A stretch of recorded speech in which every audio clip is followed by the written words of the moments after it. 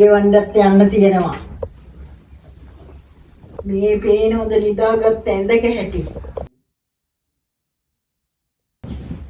කොච්චර අස්කරත් වැඩක් නෑ මේකේ. එපා වෙලා තියෙන්නේ මට. සත්තු වගේ ගෙවල් වල ජීවත් වෙන්නේ. දරුවෝ දෙන්නෙක් ඉන්නවා. ඒ දරුවෝවත් මේ වගේ වැඩ කරන්නේ.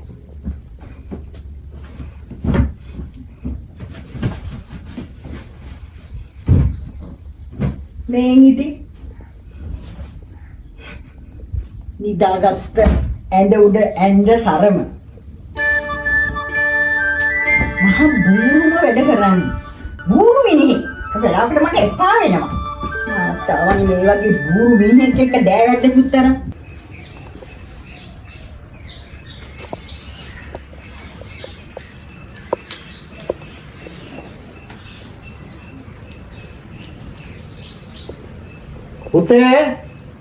පුතේ අක්කත් එක්කලා මෙහෙට ආවනම්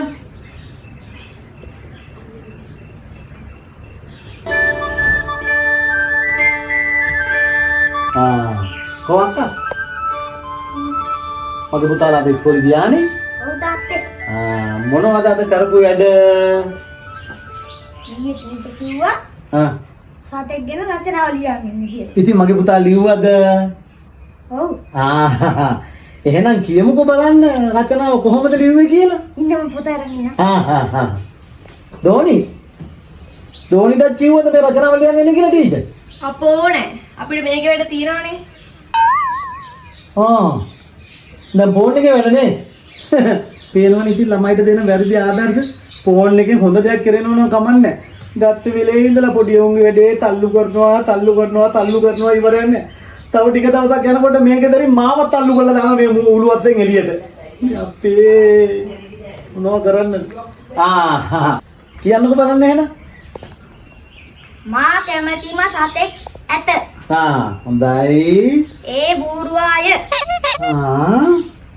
බූරුවා කියන දේ අහන්නේ නැත.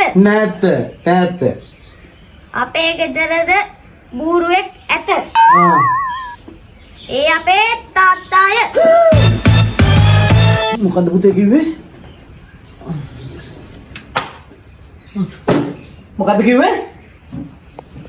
අනේ අම්මේ ළමයිගේ කන් වලට ගිහිල්ලා තියෙන දේවල් මේකට ඔබ කියන්න ඕනේ අපේ ගෑණි නේද? හරි මගේ පුතේ. ඔය දෙන්නම යන්නකො ගෙට හොඳේ. හොඳ පුතාලා. දුවා මේ විදියට මේ වැරදි පොරොකතන දෙනකොට ළමයි සමාජයට ගිහිල්ලා මේවා කතා වෙනවනේ. එතකොට මොකද්ද සිද්ධ වෙන්නේ?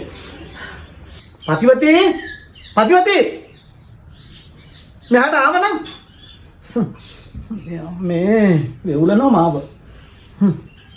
මොකද මේ වෙලියන් දෙන්නේ? පේනවනේ සද්දි. මෙහාට එන්න. මොකද? අර ළමයට රචනාවල් ලියාගෙන එන්න කියලා තියෙනවනේ. ඔව් ඉතින් මං හිතන්නේ ඔය ටීචර් කියන්නේ නැති මොකක් හරි හොරතල් සතෙක් ගැනනේ කියන්නේ. මේ බූරුවෙක් ගැන ලියලා තියෙන්නේ. මොකද්ද?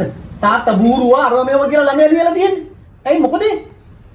ඒකනේ ළමයාගේ ගන්න මගේ ගන්නේ. මේ දෙයි හාමුදුරනේ මම කොහොමද සමාජයට මූණ දෙන්නේ මේ ළමයිගේ කන් වලට මේව ඇහුණාම දැන් ඔය බලනවා ඔය දැන් මේ සත්තු අත්තෙම නම් කියනකොට තමන් කසාද බැඳපු මිනිහට ඕ ළමයිගේ කනට ඇහෙනවා.